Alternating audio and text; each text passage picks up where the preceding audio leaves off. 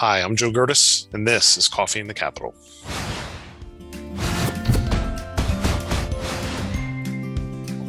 Our guest today is Representative Jerry Knowles, representing the 124th House District with parts of Schuylkill, Berks, and Carbon counties, and was just named the new chairman of the House Local Government Committee. Mr. Chairman, thank you for joining us today.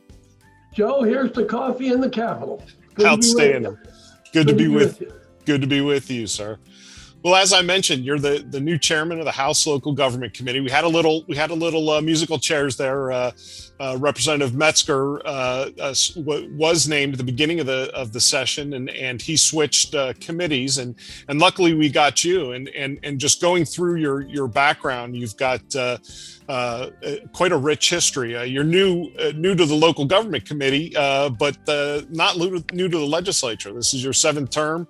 And you've got a rich background in local government, a police officer, volunteer fireman, a borough council member, a mayor, and a county commissioner. So you know what you're talking about when you're talking about local governments. So I just wanted to see how that background kind of helped you prepare you for this role, and some of the thoughts of what you're looking to focus on this session.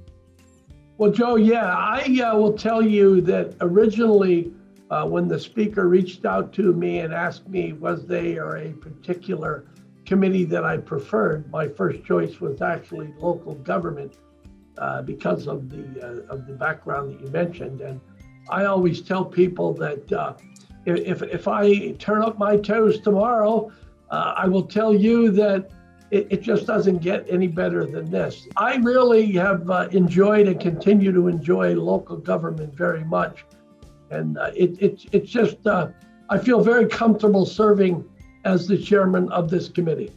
One of the things that we were talking about before this conversation were some of the challenges that are facing townships and local governments in Pennsylvania right now. And one of the things that we were talking about was controlling government spending and how to avoid unfunded mandates coming down from the state and federal government.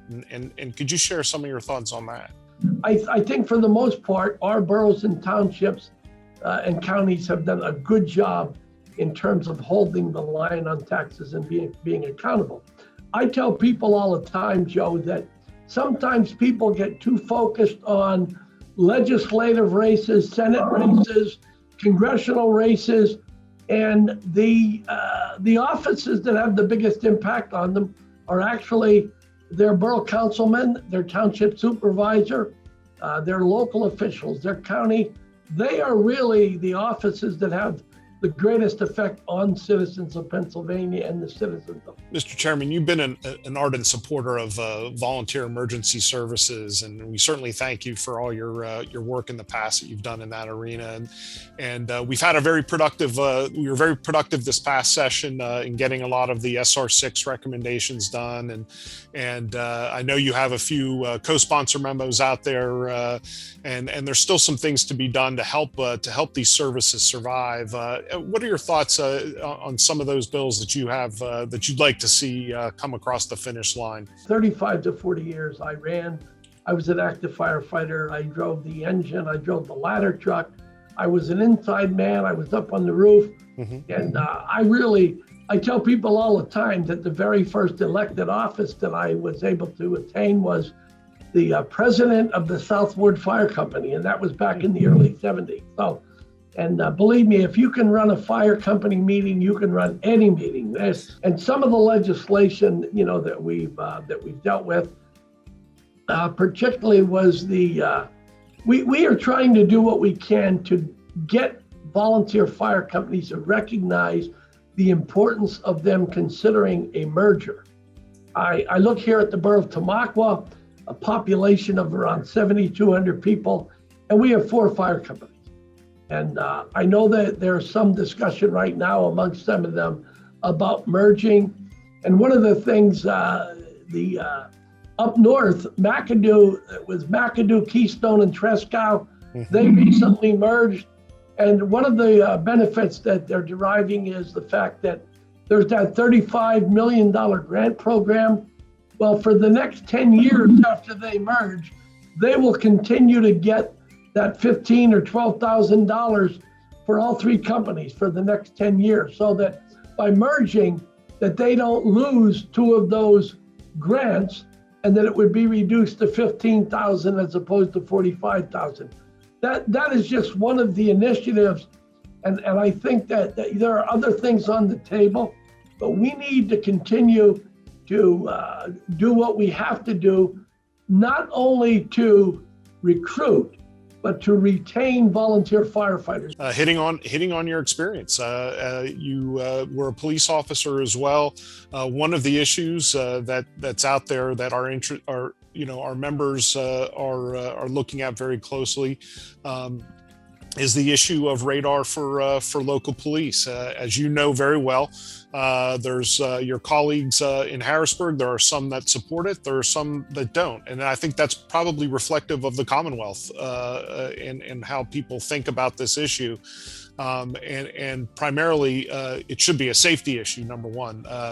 But just wanted to get your thoughts on radar and drawing on your experience as a police officer. They have VASCAR, but there's a little bit of room for human error there, and radar would certainly be. It would be more efficient. It would be more exact. So that's the good news, is that would be a valuable tool that local law enforcement could use. But then it's like everything else in life.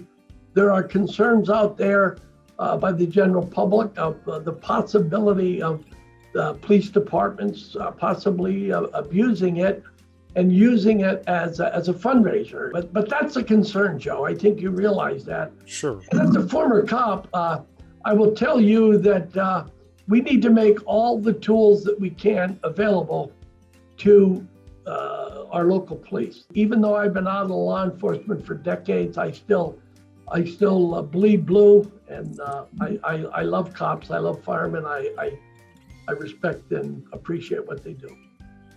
Well, thank you, sir. That's all the time we have today.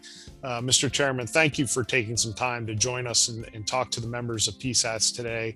We look forward to working with you and your staff moving forward here in this legislative session. And thank you again, and take care. And remember, if you like what you're seeing, subscribe to PSAT's YouTube channel and follow our social media pages for more Township Video News content. Next Tuesday, look for Dave Talk. And as always, thanks for watching.